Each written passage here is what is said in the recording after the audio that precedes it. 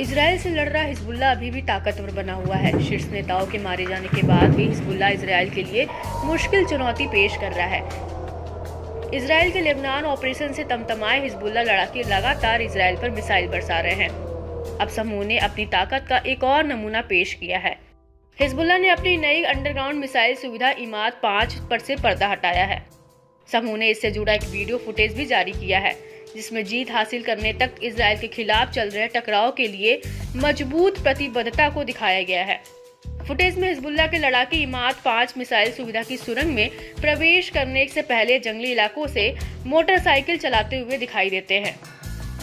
Video में Hezbollah के पूर्व महासचिव सैयद हसन नसरल्लाह की आवाज सुनाई दे रही है, जिसमें वह कहता है कि हम युद्ध के मैदान को कभी नहीं छोड़ेंगे, हम अपने हथियार कभी नहीं डालेंगे।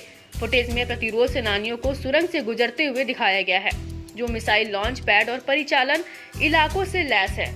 इस दौरान हिजबुल्लाह के मारे गए नेता की याद में कई तस्वीरें भी दिखाई दे रही हैं।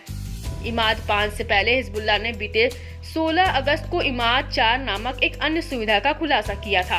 दावा है कि दोनों फैसिलिटी का नाम मारे गए इमाद मुगनीही के नाम पर रखा गया है, जो हिजबुल्लाह समूह का एक प्रमुख व्यक्ति बताया जाता था, जिसकी साल 2008 में इजराइल की ओर से हत्या कर दी गई थी। मुगनीह, जिसे अल हज राडमान के नाम से भी जाना जाता है, हिजबुल्लाह का सैन्य प्रमुख था। लेबनान के हिजबुल्लाह की ओर से अपनी IMD 5 मिसाइल सुविधा का खुलासा करने के बाद इजराइल हाई अलर्ट पर है।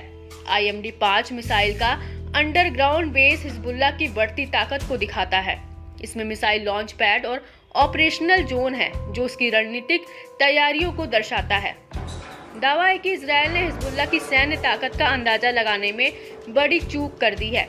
इजरायली मीडिया भी अब IDF के रणनीति पर सवाल उठाने लगी है। वहीं लेबनान ऑपरेशन में इजरायली बलों को कम समय में ज्यादा नुकसान उठाना पड़ रहा है।